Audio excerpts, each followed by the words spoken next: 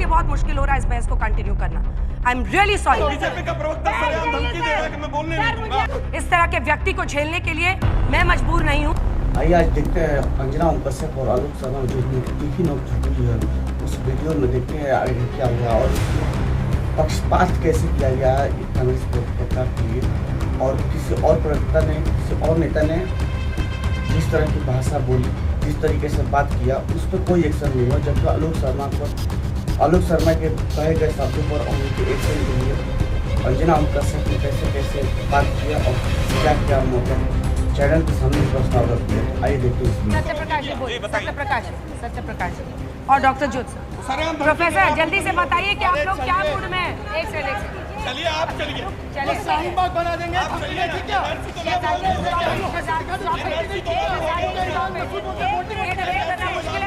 चली जाती please remove this man. आपको इतना भी लिहाज नहीं है कि दूसरे पैनलिस्ट को बोलोगे ये तो भागना हो गया, ये तो भागना हो गया। चले जवाब नहीं है कांग्रेस पर। बैठिए मुझे आपसे सवाल करना है।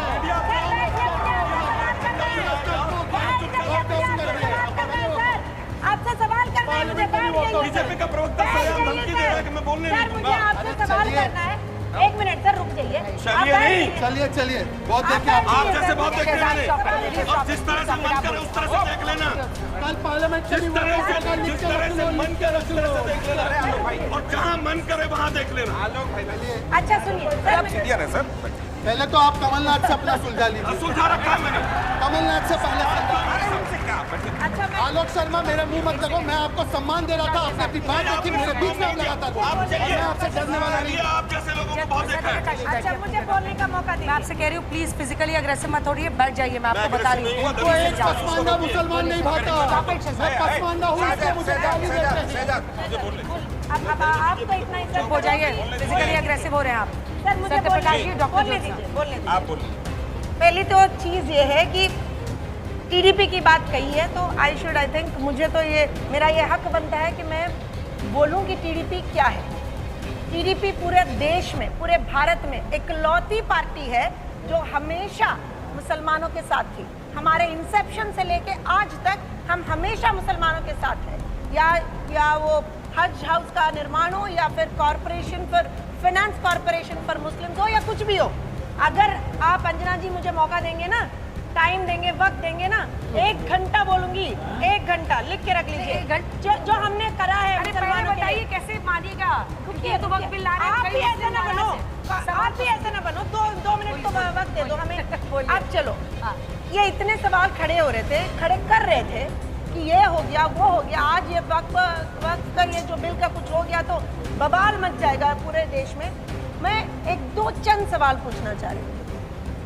मेरे ख्याल से इतने साल से जब कांग्रेस की सरकार थी वक्फ लैंड्स हजारों एकड़ के वक्फ लैंड्स को एनक्रोच किया गया था। किसी ने कभी अपना मुंह नहीं खोला। आज खोल रहे मुंह के। दूसरी चीज, बहुत पिछले की बात नहीं कर रही हूँ।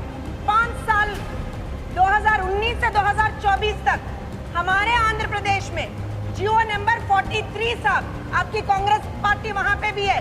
जियो नंबर 43 लिख लीजिए पेन से। वक्फ बोर्ड के खिलाफ लाया गया था, मुसलमानों के डिस्ट्रक्शन के लिए लाया गया था। मुंह नहीं खोला कांग्रेस पार्टी ने। सपोर्ट करेगी कि नहीं ये बताइए ना। कल तो बिल तो लोकसभा में है। आप भी कांग्रेस की तरह ना बने प्लीज आगे बढ़ने। I deserve my time completely. I deserve my time.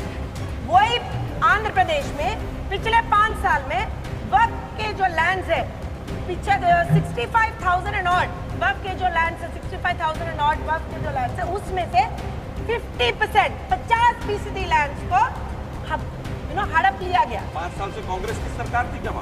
एसआरसीपी की सरकार थी। आप कांग्रेस में हैं, आप क्यों नहीं बोले? आप क्यों नहीं बोले? आपकी पार्टी है ना वहाँ पे, आप क्यों नहीं बोले? मैडम आप क्यों नहीं बोले? ये बताओ। आप आके बोल रहे हो चुप रहिए। क्या बोलना है ना? आप अगर उद्धारक है तो बोलना है।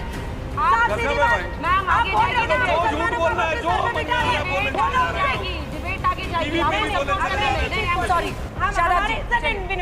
हमारी जो पार्टी है, हम जेपीसी में मेंबर थे। 36 सिटिंग्स हुई हैं जेपीसी के। 111 घंटों की डेलिब्रेशंस हुई हैं। 1 मिनट भी हमारे जो सांसद है जेपीसी के मेंबर जो है लाओ श्री कृष्ण देवरायलु जी ने 1 मिनट भी नहीं मिस करा वो डेलिब्रेशंस का। हाँ। फिर हमने क्या किया, हमारे स्टेट में जाके हमारे जो वहाँ के स्टेक होल्डर्स है सुझाव माना, बात करा, माना सुझाव इन्होंने माना, मान लिया, सारा मान लिया, 3 मॉडिफिकेशन सपोर्ट हमने करेंगे, किए हैं, कल सपोर्ट करेंगे, कल सुझाव माना है मुसलमानों के, ठीक है, मुसलमानों के मोर्चा साथ है, संभाल तो हम उनके साथ हैं। ये दोनों तो अंडर का मतलब लग रहा है कि मामला इनके लिए ठीक है। हम इस पे पॉलिटिक्स नहीं कर रहे हैं अन्ना जी, हम इस पे पॉलिटिक्स जो नहीं कर रहे लोग बिल के समर्थन में बोल रहे हैं हाँ। वो मुझे टोटली कंफ्यूज नजर आ रहे हैं, उनकी लाइन क्लियर नहीं है। शहजाद भाई ने कहा हम मुसलमानों के हित के लिए बिल ला रहे हैं, मुसलमान के साथ अन्याय हो रहा है उन्हें न्याय देंगे। फिर शहजाद भाई साथ के साथ ऑब्जेक्शन कर रहे हैं कर्नाटक में 4% आरक्षण क्यों दे दिया मुसलमान? क्योंकि वो संविधानिक नहीं है, क्योंकि वो संविधानिक नहीं है। बीच में नहीं, देखो बीच में नहीं, सबके बीच में बोलेगा। मैंने नहीं बोला। शहजाद भाई कह रहे हैं कि मोदी जी से बड़ा हितैषी कोई मुसलमान का है ही नहीं। लेकिन जो मोदी जी के 2 सहयोगी हैं टीडीपी और जेडीयू, दोनों को मोदी जी पसंद है, दोनों शर्त लगा रहे हैं, दोनों अपने सुझाव दे रहे हैं। हम सुझाव दे रहे हैं तो हम खलनायक हो गए, टीडीपी और जेडीयू सुझाव दे रहे हैं तो ये नायक हो गए। दूसरी बात आपने आंकड़े दिखाए मुसलमान कितने % किसको वोट देता है। अगर मोदी जी इतने हितैषी है तो बीजेपी को मुसलमान वोट क्यों नहीं देता? बल्कि जब सहयोगी जब मोदी जी से गठबंधन करते हैं उनके वोट भी घट जाते हैं, जेडीयू के वोट भी घट जाते हैं। मोदी जी एक भी मुसलमान को टिकट क्यों नहीं देते लोकसभा का? आपके वोट घट जाते हैं, लेकिन बहुत बड़े हितैषी हैं सत्यप्रकाश जी। और मोदी जी लास्ट एक खुल के आप समर्थन नहीं दे रहे हैं। 2 वाक्य पूरा कर लिया। चुनाव में मोदी जी ये क्यों कहते हैं अगर हम हार गए तुम्हारे मंगलसूत्र छीन लेंगे, भैंस छीन लेंगे, कमरे छीन लेंगे?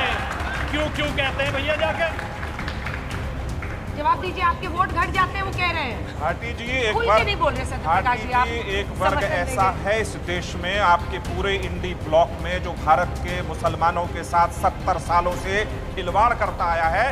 उसका दस्तावेज है सच्चर कमेटी, उसकी रिपोर्ट 2006 में आई और आप मुसलमानों को इस देश में कराते हैं, उनको मुख्य धारा में आने नहीं देते हैं। चाहे हमारे नीतीश कुमार जी हो, चाहे भारत के प्रधानमंत्री हो, जिनका प्रयास ही रहा और नारा रहा, विश्वास दिया सबका साथ, सबका विकास, सबका प्रयास, तो आप इसमें ताक झांक करते ये बात समझ में आती है।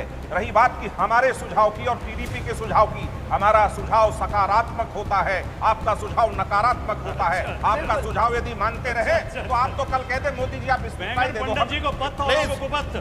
प्लीज भाटी जी, मैं नहीं बोलता किसी के बीच में, बहुत बढ़िया। नहीं मैं नहीं बोलता। तो आप ऐसा सुझाव देते कि मोदी जी आप सत्ता छोड़ दीजिए, हम लोग चला लें। वास्तविकता ये है कि जो वक्फ बोर्ड जिस महान मकसद के साथ 54 में बना, 55 में संशोधन हुआ, 2013 में हुआ, समाजवादी पार्टी और लालू प्रसाद जी की पार्टी राजद के कान पे जू नहीं रहेंगी कि 2013 में किस छिपे रास्ते से क्या दे रहे थे।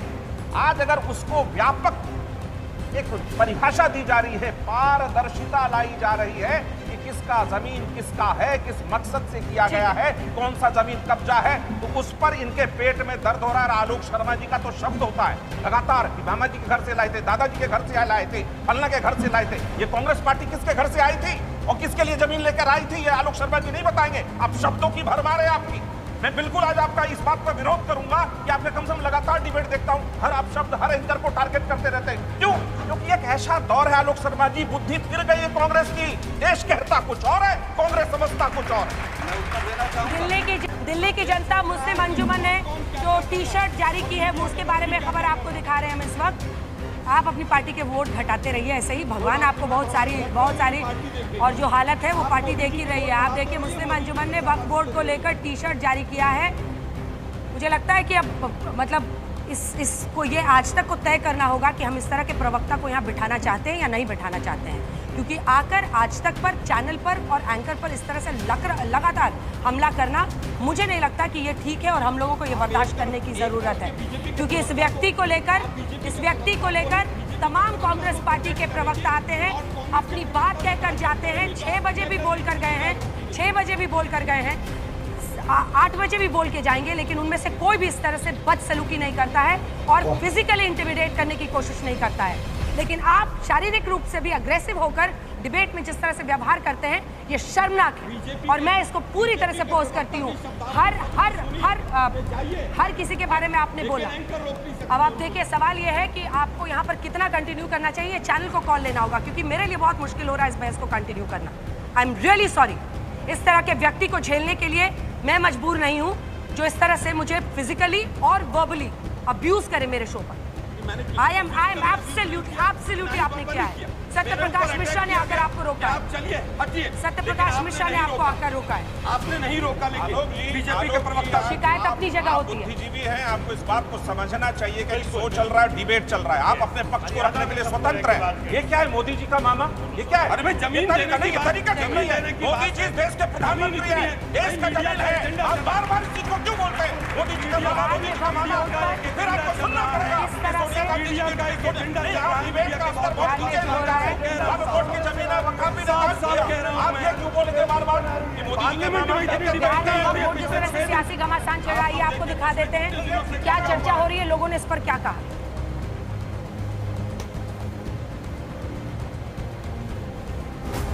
बड़ा इमोशनल कनेक्ट है वक्फ का मैटर। तो आप लोगों ने देखा है कैसे पक्षपात किया जा रहा था और कैसे कैसे शब्दों का इस्तेमाल किया गोदी मीडिया द्वारा। और मेरे समझ में नहीं आता है कि इंडिया गठबंधन के लोग जाते क्यों हैं वहाँ पर। आप लोग जानते हैं कि गोदी मीडिया है, तो फिर आप लोग जाते क्यों हैं? इंडिया गठबंधन वालों से अनुरोध है कि आप लोग गोदी मीडिया चैनलों को न लें। यही आज जो है मैं विनती करता हूँ, गुजारिश करता हूँ। धन्यवाद।